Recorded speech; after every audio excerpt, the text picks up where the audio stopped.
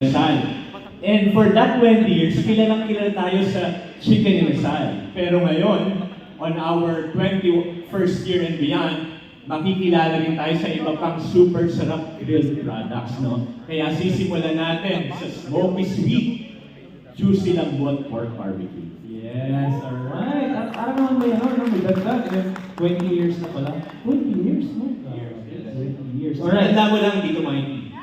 Actually, mga 2 years old ako. Ako sa mic, eh. Alright. One more thing, Sir Mike. Ito ang magandang tanong. Bakit si Anthony and si Maris? Kunyari, hindi ka nila narinig. Wala kami dito. Kung wala sila dito. Kunyari, wala sila dito. Hindi, alam niyo naman, di ba, kitang-kita natin simula nung in-introduce sila kanina. Si Maris at si Anthony are the two of the most talented stars of their generation, and happy kami for them to be part of Mang Inasal. Kitang-kita niyo yung talent nila, di ba? Tuloy pa rin, ang ganda, no? Ang ganda ng pagkakakanta.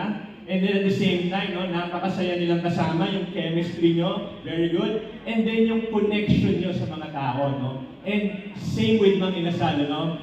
Ihaw sarap, anli saya. Very proud kami to have Maris and Anthony. We are thrilled for them to be part of Mang Inasal family kasi pareho tayo ng values. So welcome to Mang Inasal. Salamat po.